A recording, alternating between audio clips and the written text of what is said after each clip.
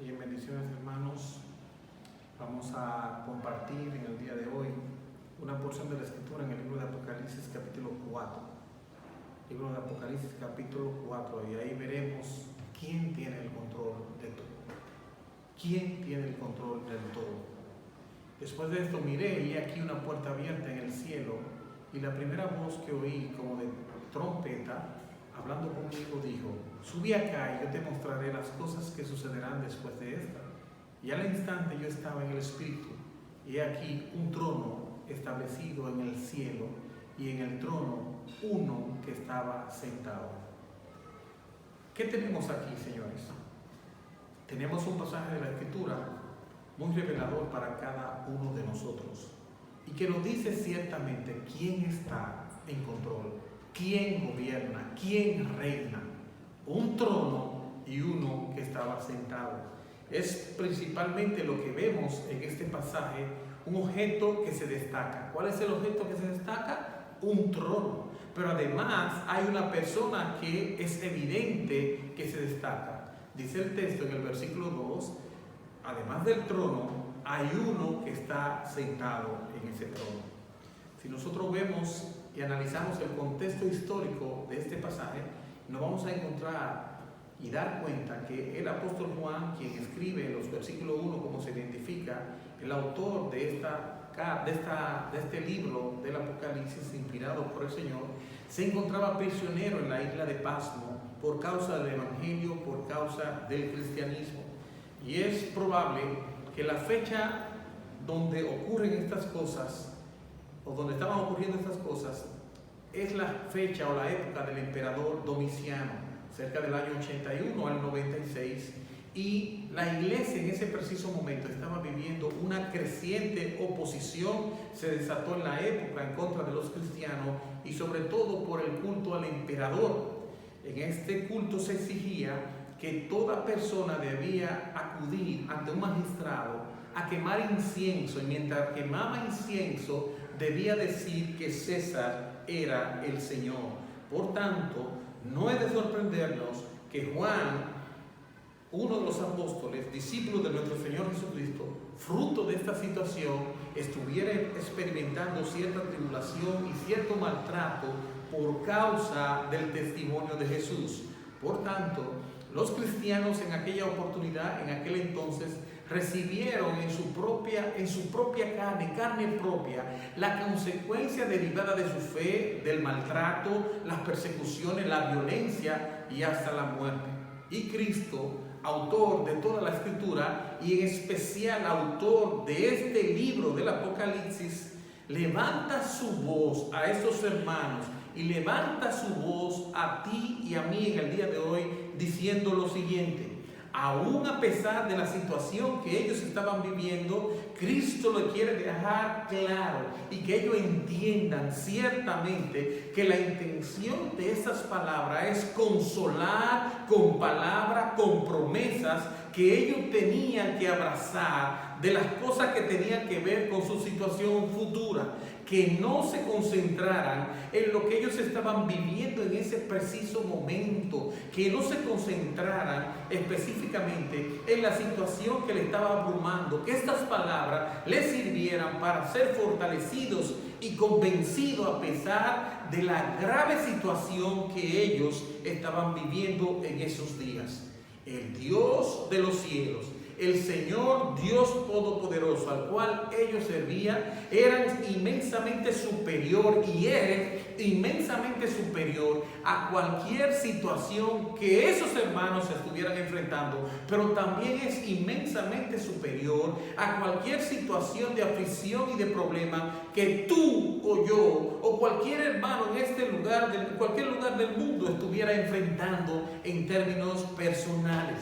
El Señor, al hablar estas cosas, al utilizar estas palabras, lo que quiere es dejar claro que su pueblo reconozca una vez más que Cristo es el vencedor y no César, no tu problema, no tu situación, no tu aflicción, ni nadie más.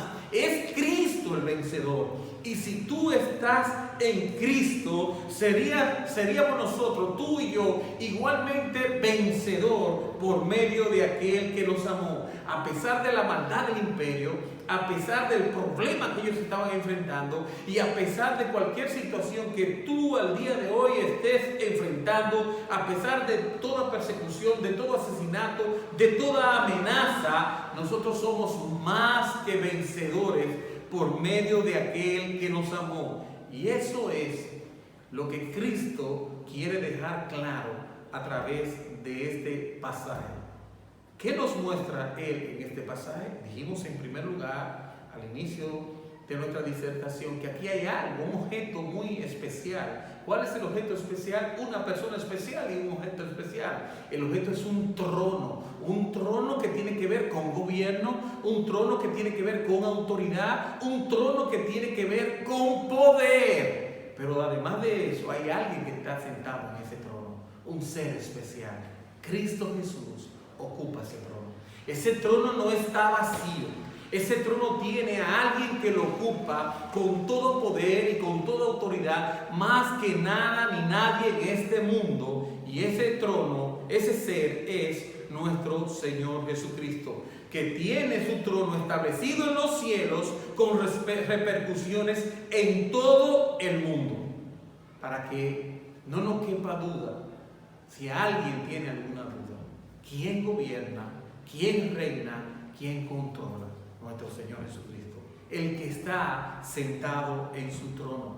Veamos entonces, en primer lugar, este objeto especial y el que está sentado, el ser especial que está sentado en este trono. El trono y el que está sentado en el mismo. Dice el texto que Juan es llamado a que vea y que le está mostrando en el versículo 2 lo que Dios quiere. Dice, al instante vi a uno que estaba sentado en el trono, y el aspecto de este que estaba sentado en el trono era semejante a piedra de jaspe coralina, y había alrededor de él un trono como un arcoíris semejante a la esmeralda, y alrededor del trono habían 24 ancianos, y vi sentado en los tronos 24 ancianos vestidos de ropa blanca con corona de oro en sus cabezas, y del trono salían relámpagos, truenos y voces.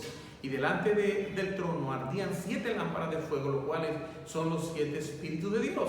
Y delante del trono había como un mar de vidrio semejante al cristal. Y junto al trono y alrededor del trono 4 seres vivientes llenos de ojos delante y detrás. Y el primer ser viviente era semejante al león, el segundo era semejante al becerro, y el tercero semejante a hombre, y el cuarto era como de águila. Y los 4 seres vivientes no cesaban de día y de noche de decir: Santo, Santo, Santo al Señor Dios Todopoderoso, el que era, el que es y el que ha de venir. Esto que nosotros vemos aquí es una descripción muy gráfica al apóstol Juan inicialmente, para que él vea lo que Cristo, lo que nuestro Señor Jesucristo quiere darle un vistazo al apóstol Juan, al trono de Dios. Dice el Señor: entra. Vamos, Juan, entra. Ven para que tú observes, veas lo que yo te quiero mostrar. Para que vea el palacio real.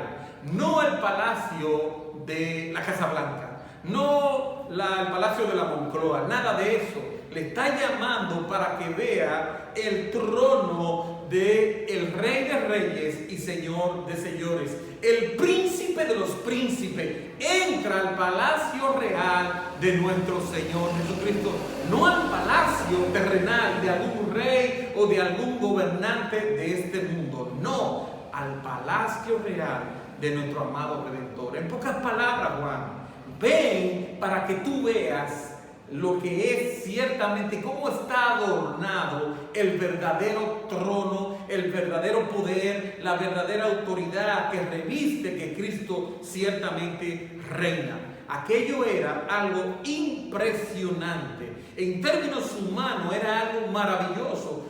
Nosotros vemos esto y nos asombramos, pero es un lenguaje que se utiliza, que no hay ninguna duda que esas personas a los cuales se le está diciendo estas cosas, ellos estaban relacionados porque gran parte de este lenguaje es similar al lenguaje que usaban los profetas. Es muy característico, es muy similar y no es ajeno para ellos. Pero en pocas palabras, lo que esto está describiendo es que ese trono y ese que estaba sentado en ese trono estaban rodeado de cosas impresionantes, de cosas verdaderamente extraordinarias, gloriosas para cualquier ser humano que pudiera notar, para cualquier ser humano que pudiera verlo. Mis hermanos, y esto es precisamente como el autor, como Dios le muestra al apóstol Juan esta gráfica impresionante. La iglesia estaba pasando por momentos difíciles. En ese momento, los hermanos estaban atravesando un momento de hostilidad. Y quien está describiendo de manera particular el apóstol Juan, también por igual. Por tanto, ellos necesitaban saber que había algo que ellos no podían perder de vista. ¿Y qué era ese algo que ellos no podían perder de vista? Es que nuestro Dios estaba sentado en su trono. ¿Y qué hacía sentado en su trono? Ese Dios que estaba sentado en su trono, nuestro Dios, estaba ahí dejándonos saber bien claro a Juan y a nosotros que Él gobierna este mundo y que Él está puesto en autoridad, y Juan lo tenía que saber. Pero no solamente Juan lo tenía que saber, también lo tenemos que saber tú y yo, de que ese que está en autoridad, nuestro Dios, está sentado ejerciendo su poder. Aunque tú veas cosas que no lo parezcan, aunque el imperio romano, como en ese momento estaba haciéndose sentir a través de su poder y de su maldad, Juan tenía que estar claro de que tarde o temprano ellos se verían la cara con ese Dios que estaba sentado en su trono. Y nosotros debemos saber lo mismo.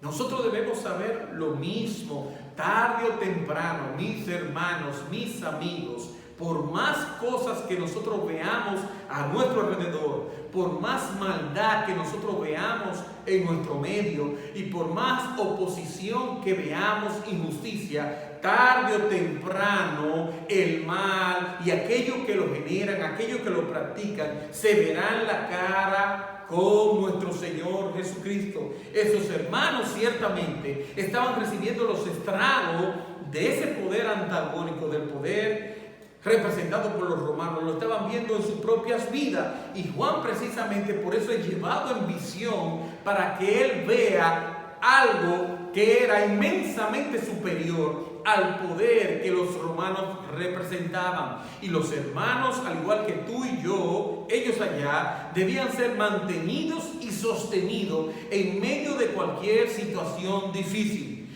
Juan, tú y yo debíamos estar conscientes de todo esto para precisamente hacer consciente a nuestros hermanos de esa situación que estaba pasando.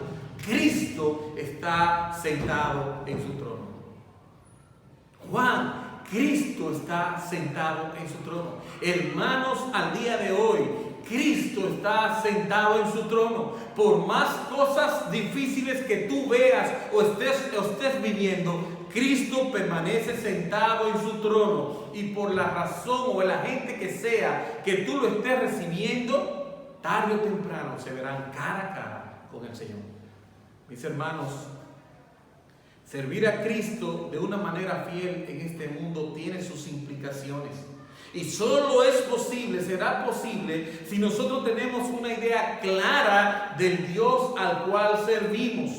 Porque aquellos que tienen un contacto superficial con Dios no tendrán otra cosa que en su vida, que vidas superficiales igualmente. Por tanto, de una forma o de otra, nuestras vidas son el reflejo de lo que tú y yo creemos. ¿Cuántas personas, lamentablemente cristianos en este mundo, no han recibido el impacto de la oposición, no han recibido el impacto de la situación de aflicción determinada?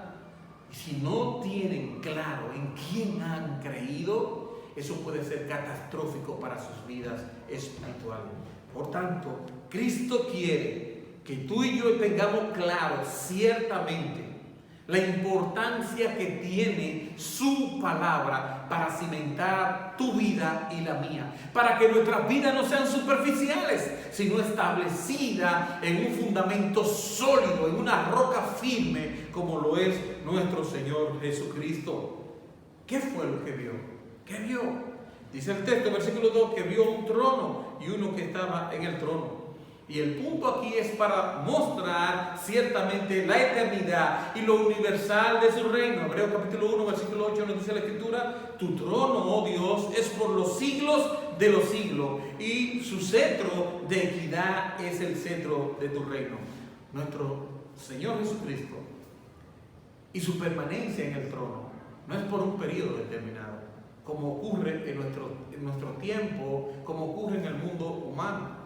Los gobernantes llegan al poder, llegan a los tronos, llegan a la silla presidencial por cierto tiempo determinado. El tiempo, el período de gobierno de nuestro Dios es eterno, y nadie, ni nada, ni nadie podrá arrebatar ese trono de nuestro Señor. ¿Quién está sentado en el trono? La Biblia no nos dice aquí que es Juan que está sentado. La Biblia no nos dice aquí que es Pedro el que está sentado en el trono. La Biblia no nos dice aquí que es alguien en particular en términos humanos, no. La Biblia nos dice aquí que la persona que está sentada en el trono es Cristo Jesús, nuestro Señor, el representante, nuestro Rey, representando la soberanía absoluta, su autoridad plena. Ese es quien está sentado en el trono. Lo que ocurre, mi hermano, en la actualidad y mi amigo, lo que está ocurriendo en la tierra, tal vez muchos se preguntan, ¿pero qué reina? Ponen en duda tal vez el reinado de nuestro Señor por las distintas cosas, manifestaciones que vemos en este mundo. Manifestaciones de maldad, manifestaciones de pecado, manifestaciones de injusticia.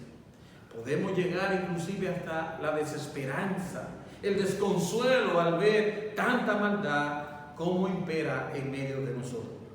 Pero nuestra fe no debe de caer, y no podemos tener una visión equivocada de las cosas. Nuestro Señor Jesucristo, nuestro Dios, quiere que no nos olvidemos de poner nuestra mirada en el cielo, y sobre todo en aquel que está sentado en ese trono. ¿Quién está allí sentado en ese trono, ejerciendo dominio, ejerciendo autoridad plena? Nuestro amado Señor, nuestro amado Redentor, nuestro Señor Jesucristo. El gobierno de nuestro Señor no depende de un gobierno en particular, de una decisión de alguien en particular de este lado del mundo. El reino de nuestro Dios es un reino para siempre, es un reino eterno. El que está sentado en el trono celestial de nuestro Señor es aquel que tiene autoridad por los siglos de los siglos. A Él sea la gloria, a Él sea el poder y el imperio por siempre. Por siempre. Y damos gloria a nuestro Dios. Dice el libro de los Salmos, capítulo 93 y versículo 1 al 2. Jehová reina, se vistió de magnificencia, Jehová se vistió, se ciñó de poder, afirma también el mundo y se moverá. Firme es su trono desde entonces, tú eres eternamente. Ese es nuestro Dios, un reino para siempre. Se ha sentado ahí no para pararse en 4 años o en 6, sino para siempre. En segundo lugar, veamos entonces el trono y los 4 seres vivientes. Versículo 6, y delante del trono había como un mar de vidrio semejante al cristal, y junto a él alrededor habían 4 seres vivientes, y comienza a describir los 4 seres vivientes y el aspecto de los mismos. Eso es como una representación de la diferente estructura angelical que hay allá alrededor de ese trono. Es una imagen que simple y llanamente lo que hace es impresionar. Es algo impactante. Cuando nosotros vemos esa radiografía o esa descripción que hace Juan en todo esto, la intención es precisamente que impacte, que impresiona lo que estamos oyendo, lo que estamos leyendo, porque no estamos acostumbrados a ver semejante tipo de descripción. Y lo que provoca es que ante el llamado de Dios nosotros digamos: heme aquí, Señor, aquí estamos. Y estos ángeles, estos seres vivientes que nosotros estamos viendo aquí, están presentándose delante del Señor en una actitud de adoración genuina, día y noche delante del Señor. No cesan de adorar a Dios y proclaman continuamente sus atributos de santidad. Santo, santo, santo. Mis hermanos y amigos, si nuestra adoración no es movida por lo que Dios es y no por lo que Él me da, no es una adoración genuina.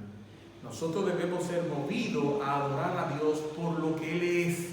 Es un Dios santo, es un Dios justo, es un Dios digno de recibir toda la gloria y toda la honra. No debemos adorar a Dios por lo que Él te da. No debemos adorar a Dios porque me vaya a poner en un punto específico, en una posición en particular. La respuesta de nuestras almas deben ser adorar a Dios por lo que Él es.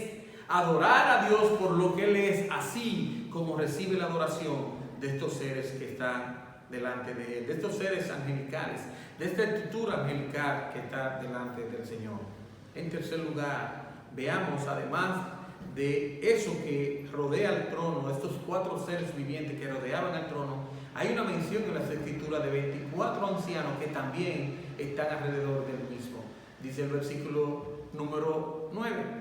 Y siempre que aquellos seres vivientes dan gloria y honra al Señor, al que está sentado, al que vive por los siglos de los siglos, los 24 ancianos se postran delante del que está sentado en el trono y adoran al que vive por los siglos de los siglos y echan sus coronas delante de Él y dicen: Señor,